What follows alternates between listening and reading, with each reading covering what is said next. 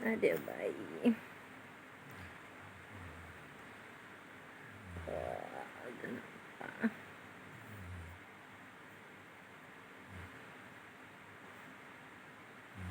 Adik bayi lagi batuk sama pilek, jadi hasil sementara diistirahatkan, terpaksa pakai kipas dan diarahkan ke tembok demi si dedek bayi.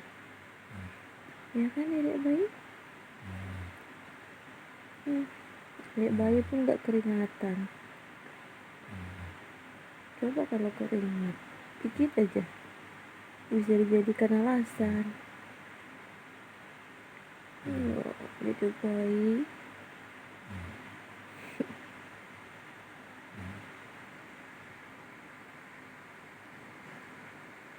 Tuh pulas kan? Kenyang.